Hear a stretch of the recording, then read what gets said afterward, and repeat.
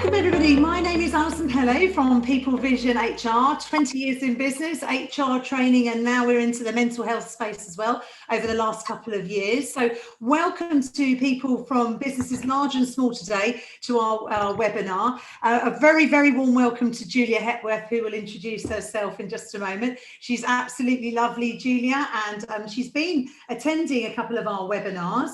And I'm just going to put it out there, she's very kindly stepped in today this morning because it was supposed to be Joe Caruso, who some of you may know, but unfortunately Joe wasn't too well. So I'm going to just say that to say thank you so much, Julia. We really, really appreciate that. What have we got going on today? So I'm hoping you can all see my screen, and give me a thumbs up, Julia, if you can see it. Great. Okay, so what are we going to do today? We're doing mental health audit, and we are grateful that you're here, but we would love it if you could give us some feedback at the end of the session. We'll send you an email afterwards. It will have a link in it, and also we do ask people at the end if they wouldn't mind giving us a little testimonial. We don't expect anyone to be Cameron Diaz or anything on the film, but if you could stay and be or Leonardo DiCaprio, we do ask you to stay and just give us a little testimonial. That would be great. So there's a couple of events. We've got events now booked up actually until December that we're going to be doing on webinars, because we've really enjoyed our hashtag webinar Wednesdays, although it does take us 4 days to prepare for them. But it's been really good fun, getting lots of different topics, lots of different session leaders. I always host them, but I always get a specialist along board to help me with these. So next week we're going to be doing our flexible working requests during COVID times, and the week after or 2 weeks after, building resilience in changing times. So those are a couple of the events. We think that our events all fit into a roadmap, not just Boris that has a roadmap, no, People Vision as well. So our roadmap for business is, and these are the areas that we think: remembering personal development, offering mental health support, adapting to change, developing excellent management, managing working patterns, always communicating, and perfecting your health and safety. So those are the pillars of the things that we think are important as people get back into the workplace. So I'm going to hand over to Julia now, and she's going to tell you what we're up to for today. Okay, good morning everyone, great to be here. My name's Julia Hepworth, as Alison introduced me as. I am a mental health first aid instructor, and I train people to be first aiders, and also I write my own courses on well-being and women's health and all mental health kind of stuff. Really pleased to be here today, and excellent to be part of the audit conversation, which I think is most important right now. We know that REBA, which is the Rewards and Employee Benefit Association, we know that employers now, 78% of employers have had requests from their team members, their employees, for more mental health support and conversation in the workplace. We also know that only 13% of people feel comfortable talking about mental health in the workplace. So if we can get that number rising, this will all add to making mental health less of a stigma and more a conversation that should be had, as in the physical sense. We don't feel uncomfortable talking about physical ailments, but we tend to feel embarrassed or stigmatized or concerned if we talk about mental health. So an audit is a really good tool to use to generically find out what's happening in your organisation and generally how people are feeling. And the timing couldn't be better, in that people are now coming back into the workplace, and we do know that lots of people are feeling more and more anxiety, concerns, because that some people have actually enjoyed the benefits of working from home and so on.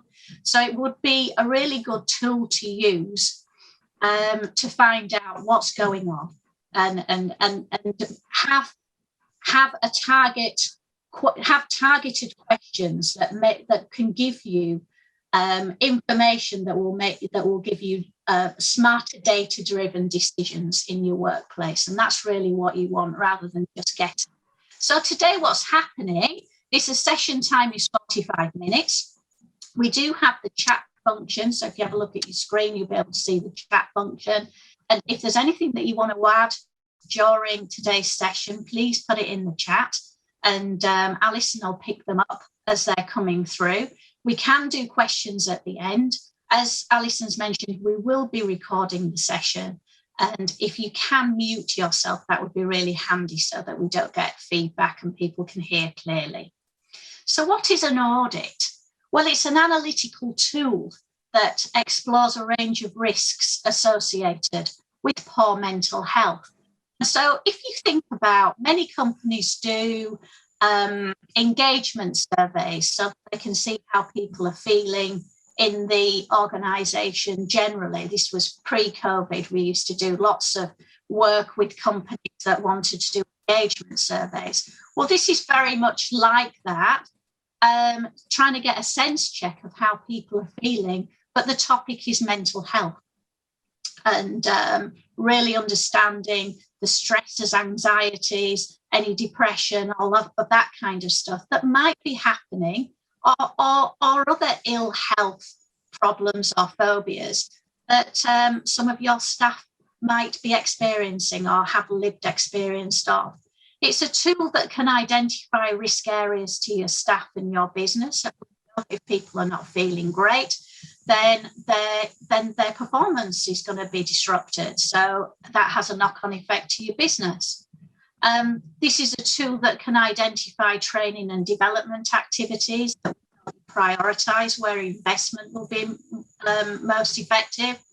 Also, what we do look at with audits, some people coming back into the workplace may need re-inducting, they may need additional training. This will highlight that.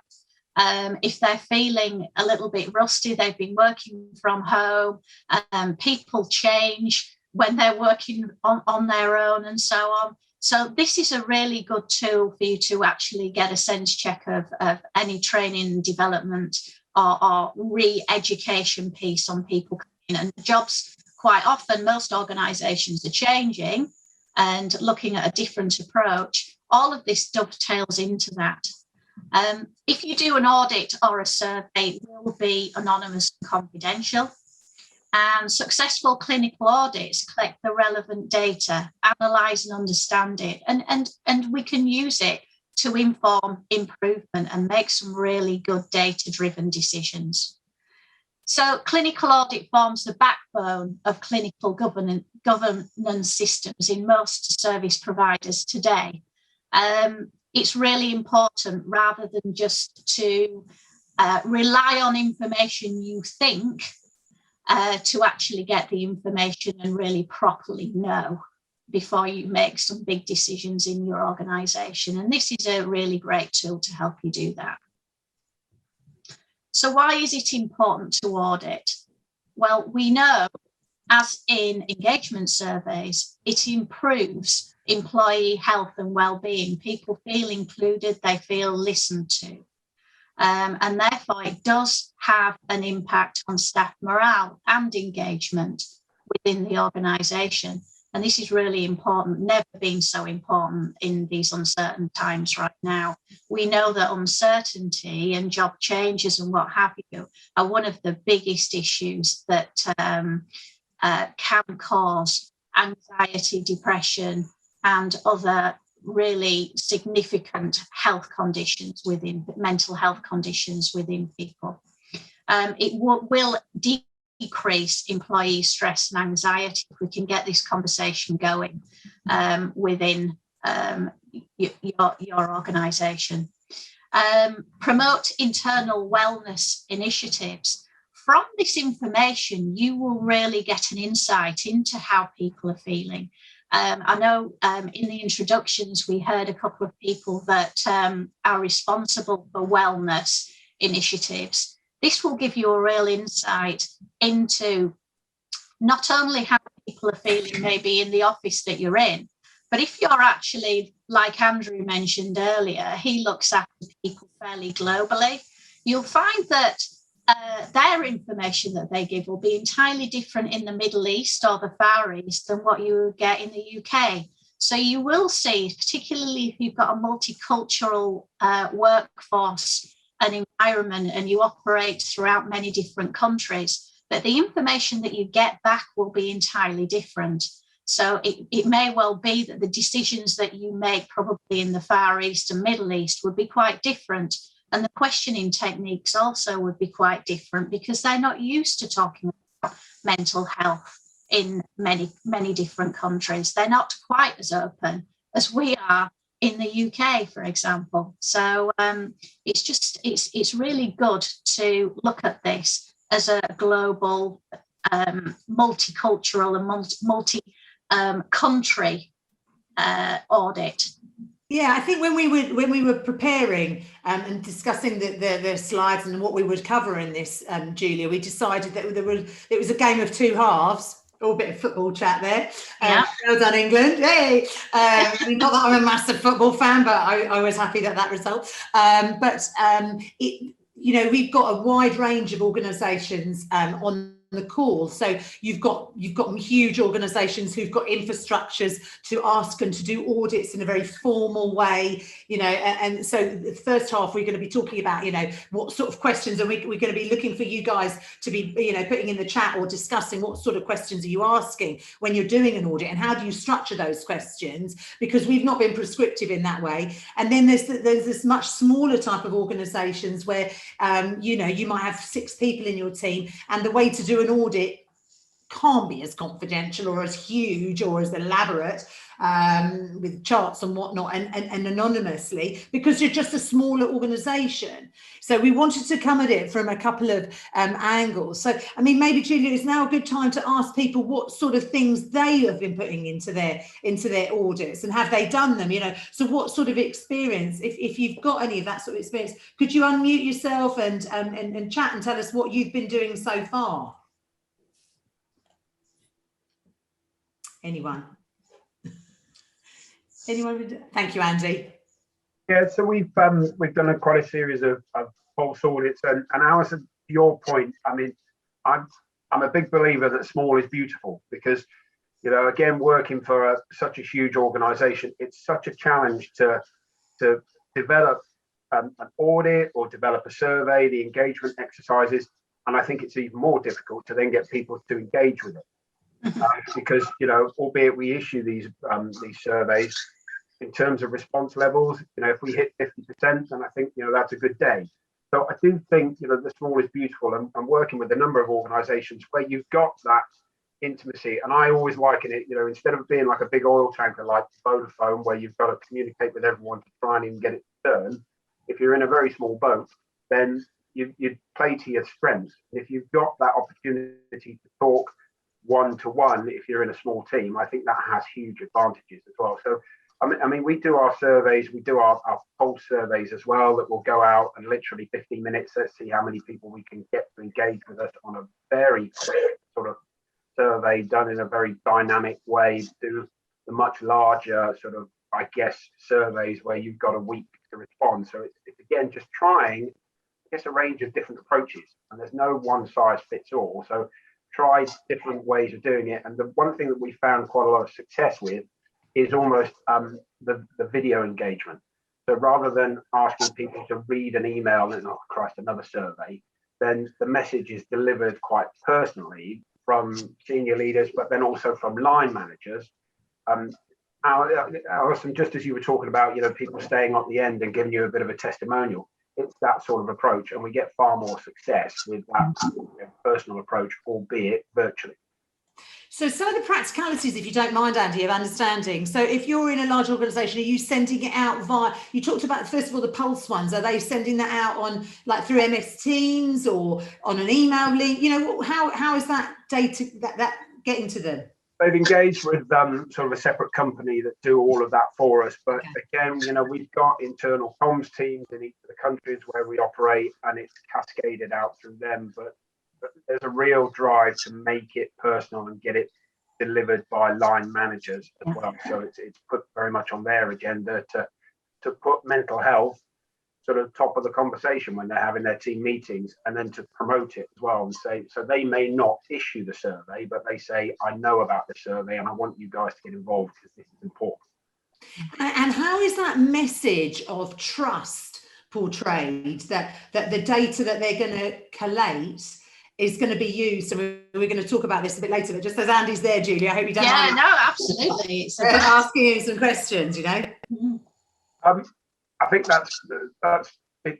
It takes time ultimately, and then I think people have to see that there is an improvement or a solution at the back end of the audit process, or the engagement survey. So if they're sharing information, it's really key that we're implementing actions on what we're finding as well, and we're communicating those actions as well. So nothing worse than if they tell us there's a problem and we do absolutely nothing to solve it. That's where we lose the engagement. Yeah, brilliant.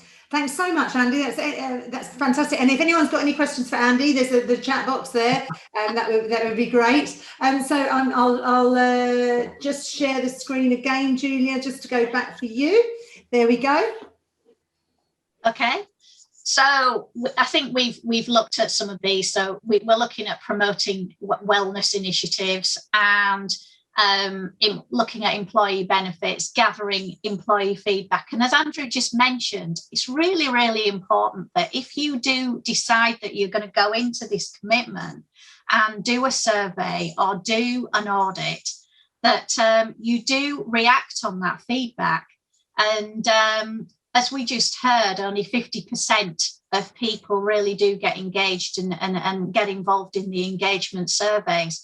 A lot of that is because maybe they have not felt that changes have happened in the past when they've given their feedback. Now, when you're talking about a really sensitive topic such as mental health, it is very, very important that you don't just ask for the feedback, but you're seen to go back and discuss it. You told us, we did type of approach is really, really important in this. So you said, we did. You always remember that, so that you always go back and give people some kind of feedback for the effort that they've put in. And just doing something confidentially could be a big stretch for some people, especially if they're experiencing stress, anxieties, or other conditions. Okay, next slide. Okay, so areas to consider for a checklist or a survey. Let's have a little look. So what we're saying, it's not a way to capture personal evidence of an employee's mental health on behalf of an employer. And it's not a tool that can be a criticism of an employer, management, or an individual. It's certainly not any of those. This is really to find out and get a sense check on how employees are feeling generally. Okay, so areas to consider. Is there a need for an audit? As Andrew just mentioned, in a small organisation where you might be able to get a handful of your team together, you might have those discussions on the agenda in every meeting that you have. So there might not be a need for a structured audit. What are you wanting to establish? So what are you trying to get out of it? Are you going to make some good decisions on the back of it? Examples might be the impact of physical health on mental health. Now, we do know that most physical ailments actually start with mental health. So when you go to the doctor or you've got feelings of my shoulders hurt, my arms hurt, I'm aching, my joints are hurting, that's high inflammation usually.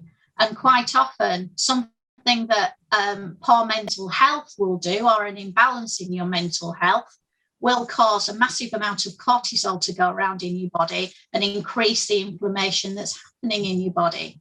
So even digestion problems and so on and so forth can usually start with mental health.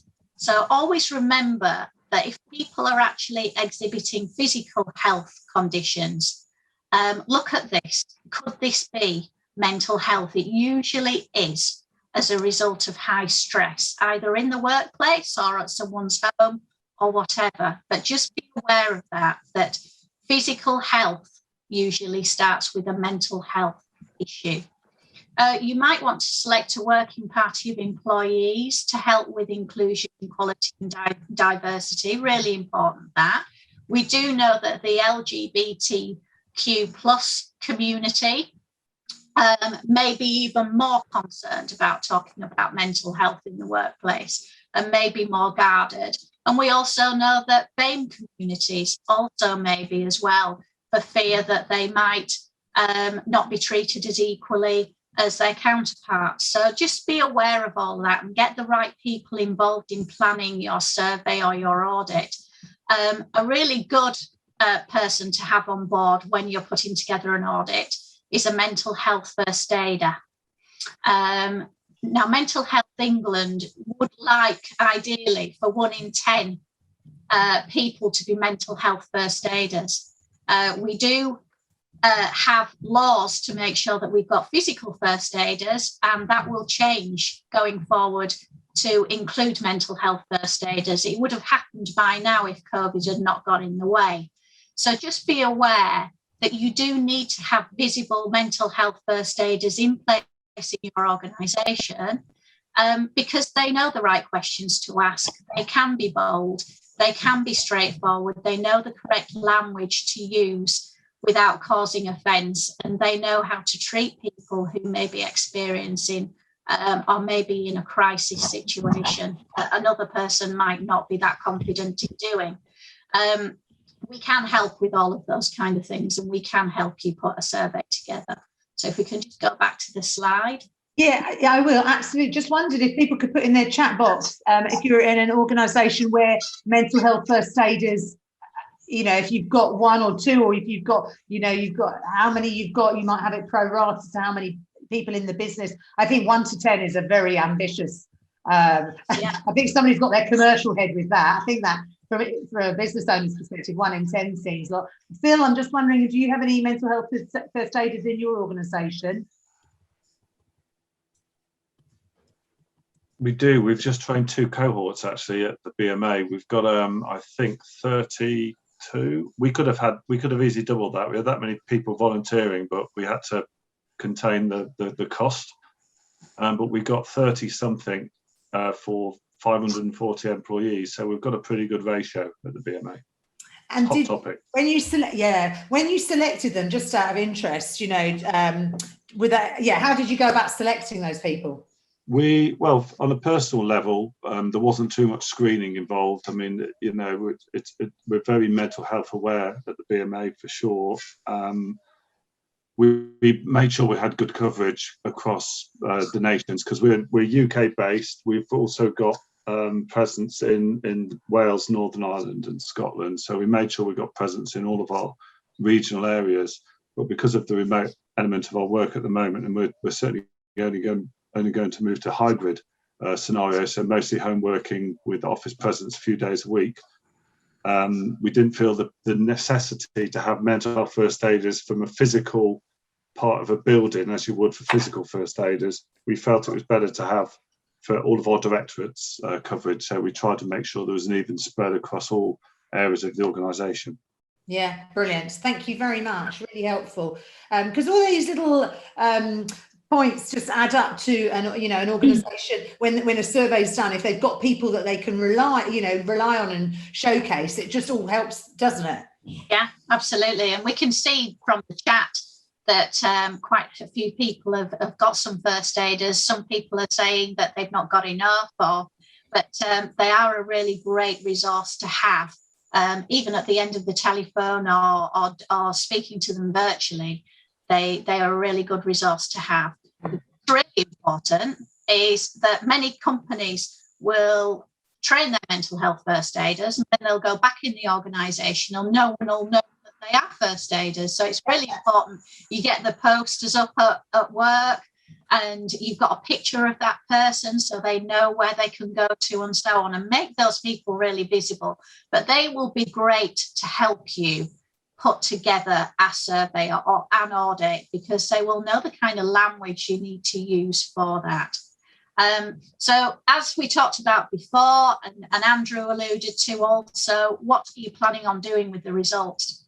You do need to be visible with the results of this audit, this survey, to make sure that people have been heard and it's being acted upon. Okay, next slide. So take our survey. This is what we want people to do. We want to have a high engagement when we do this survey. I'm listening to a webinar. Oh, I thought you were just sat there. Could I just ask you to mute yourself if you're not muted? That would be great. Okay, so next slide. Okay, so what will you do once you have your data? How are you going to feedback your data? And all of this is really important to consider before you do it rather than after you do it. So you want to have a really proactive approach rather than a reactive one. Also recognising the importance of feedback to make some really good decisions is important. Performance management is changing in many organisations, and it is, and job roles are changing. And we know uncertainty is one of the biggest issues that will affect a person's mental health. So certainly in the workplace, there's two things that will cause issues with people leaving or lack of engagement. And uncertainty is the first one, and lack of communication. So by upping your communication and focusing on the employee to tell you how they're feeling is a really great way to get engagement and get people to stay with you in your organisation and have that retention. The second issue that we know causes people mental health problems is leadership style. So if they don't feel listened to by their manager, or there's lack of trust with their manager, or there's not communication with their manager. So those are the two biggest things that will impact on somebody's mental health. So by doing some kind of audit or survey or discussion, if you want to do it in a very unstructured way and have the one-to-one discussions with them, this is actually going to improve the way that your employees feel about you. So be clear why feedback's important, and ensure that feedback is constructive. Really, that's really important. Remember, people are individuals, and they're reaching out to you by filling out an audit or a survey on their mental health. They're actually reaching out and giving you some really sensitive information. So it's important that we're constructive as a result. And ensure that there are actions and things, no matter how small, that can come back and benefit people. So even like little things that you can do from this feedback will be important and well received by somebody filling it out.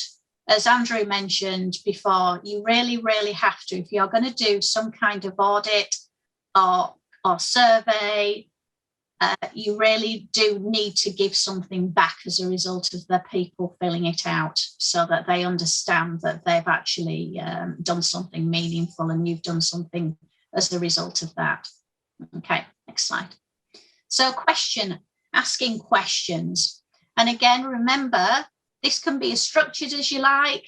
This can be as informal as you like. If you've got small company, a small team, and you're fairly open with each other, the questioning could be, it will be different on a one-to-one basis than it would a formal audit.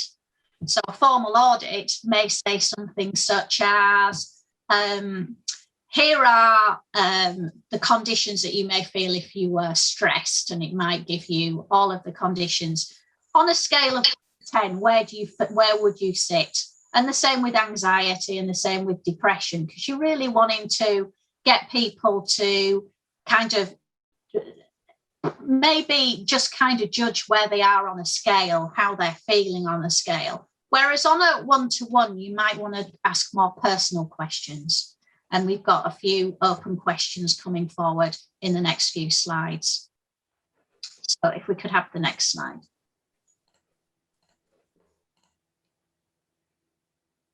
Okay, so the right questions for one-to-one.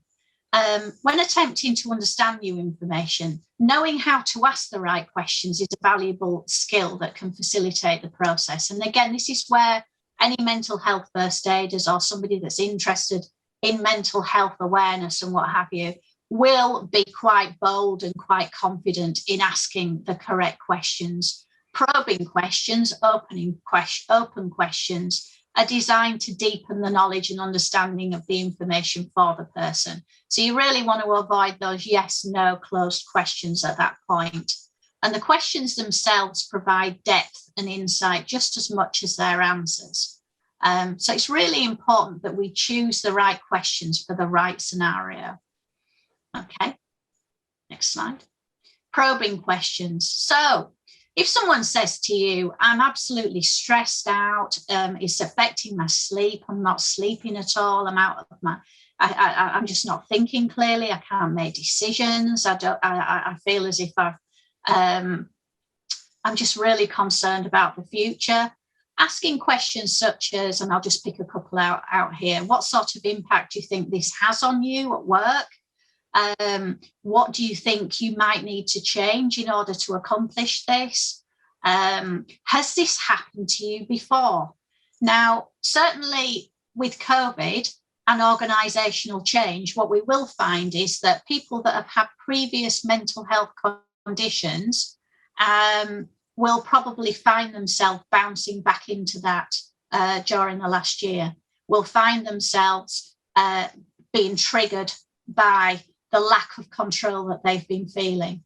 And certainly getting them back into the workplace, it might trigger them again. So those kind of adolescent conditions that they might have had around anxieties, anxiety disorders, maybe self-harming, all of those kind of things. It's really important to ask a person, have they felt like this before? Is this a re-manifestation of something that's happened before? I think the other thing, though, I meant to say it right at the beginning, Julie. I mean, I know you're a trained mental health first aider, which is fantastic, and she's happy to help anybody on the call who needs additional support with that.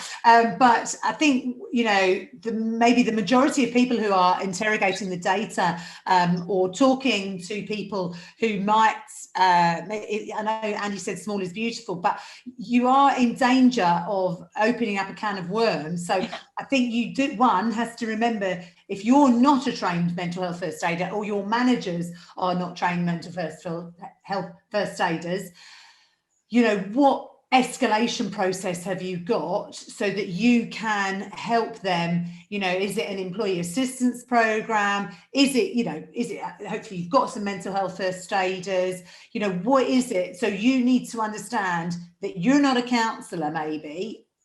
And yeah, where and when does your care and attention, collaboration, concern, leadership, where does that stop? And what do you do with that? What, you know, back over to you, Julia. Yeah, getting the conversation open with somebody, if it's on a one-to-one particularly, is really important. It might be the first time they've ever talked about it. What you've got to remember is it's not your job to fix that individual once they've talked to you and said to you that they have got an issue. It's your job to really signpost them and direct them to the person that can help them best next. Okay, so that's really, really important.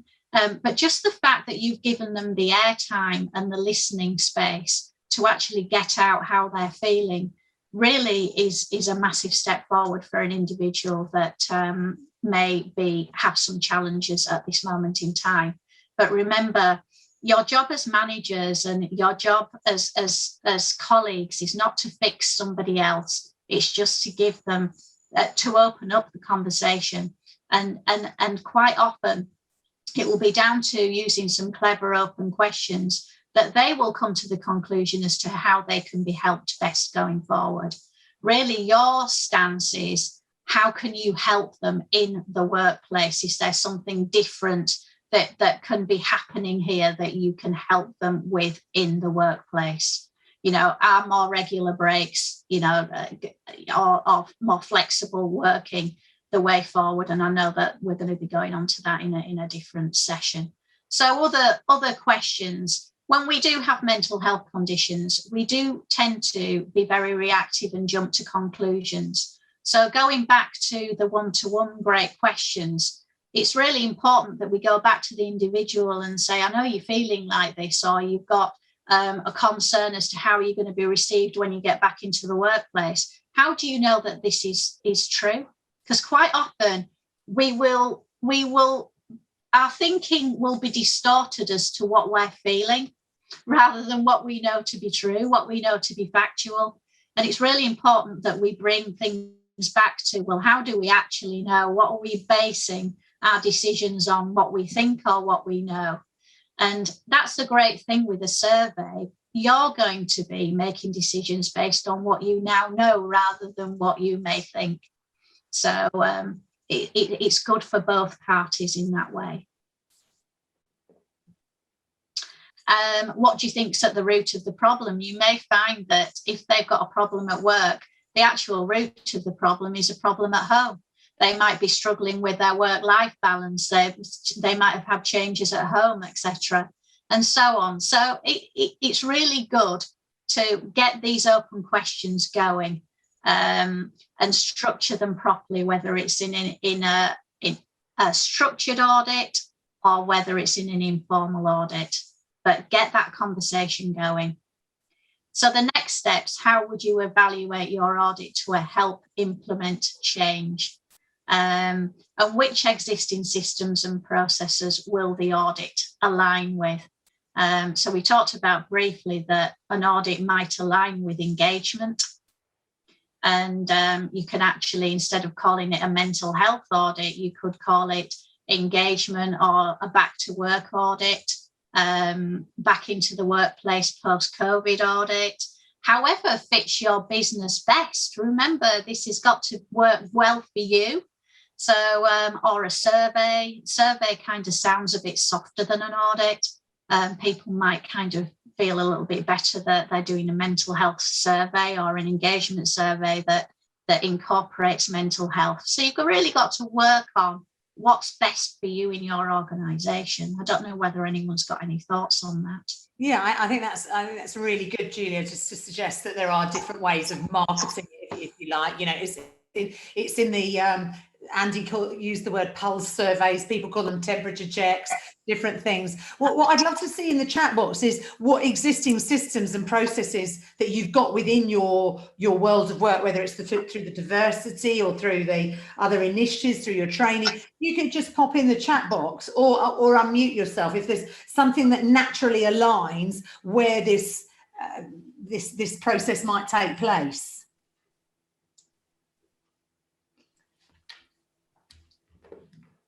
Emma, you look like you might be unmuting. No, Emma, anything from you, Emma? No. Hello, Emma. Long time no see.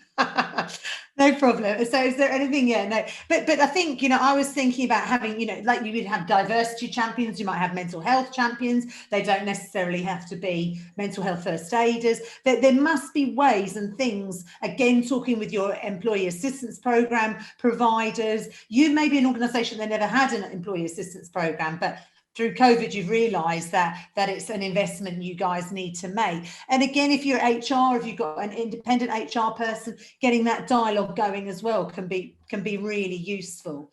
Okay, anything you wanted to add to that, Julia? No, I think I'm fine on that slide.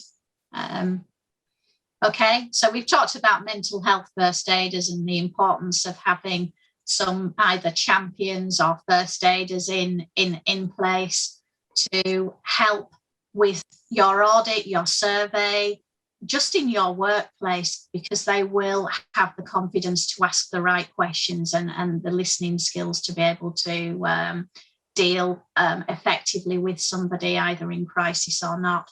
So anybody got any questions from today's presentation? Anybody got anything they'd like to share, perhaps?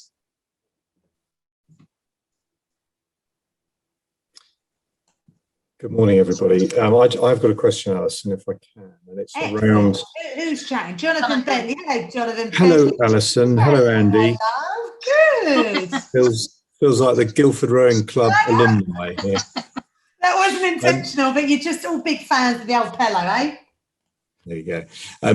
I suppose my question is around how people on this call have structured the questionnaires or the pulse surveys that have gone out, and whether they are they private or anonymous? How have you seen any experiences between kind of response rates if people are just kind of, if it's a generic test across the business, or it's specific that we know Jim in accounts is having, you know, showing signs of a decline over time into a crisis? What's the wider group's experience around that? Right, so I've got the chat open. Let's see if anyone's got any experience in that. Andy's ready to go. Well, I'll use a different example, but it's a survey where we've sort of engaged with. I've done two, and it's really asking quite sort of important questions, but it relates to sort of our safe driving arrangements. But I think it does mirror, because we're asking quite sensitive questions about people's use of phones while they're driving, texting, social media, and they're reading and writing text messages, overspeeding. So what we've done, and I've built it, and again, I'm a big fan of Microsoft Forms, and it's pretty simple to use. You can anonymize all of the responses. So the only information that I'm gathering there is which country they live and work in. And other than that, I don't know any other details. And that has really helped engagement. And where we've then done sort of translations, now I know that won't be applicable if it's a UK focus, but where we've translated the questions into the local language and really sort of sought to tailor the question set to the local language, the local culture, we've had really significant benefits there as well in the responses. And ultimately, you know, what we've identified is we're not as good as we think we are, you know, and some of the results are quite shocking for us. But again, we've been quite open with everyone and said, we need you to tell us. We need to understand. And they talk in the safety world about, you know, we need to understand work as done rather than work as we imagine it's done, because there's a big difference. And I think this is where we have to be open and honest with everybody. And I think mental health is exactly the same. And you can have, the other thing we talk about is, you know, evidence-based discussions. So we know, you know, that the stats are like 1 in 4 people, but we can gather the stats of the impact of mental health and mental illness on organizations. And I think, you know, again, for everybody, it's just sort of taking ownership and saying that, you know, we don't think we're better than everyone else. We think we're just as bad as everyone else, but we need you to help us, tell us, and then get better. So I think there are ways to anonymize the responses. And again, I think, you know, there are some standard question sets. I know the NHS have got a very good mood self-assessment tool.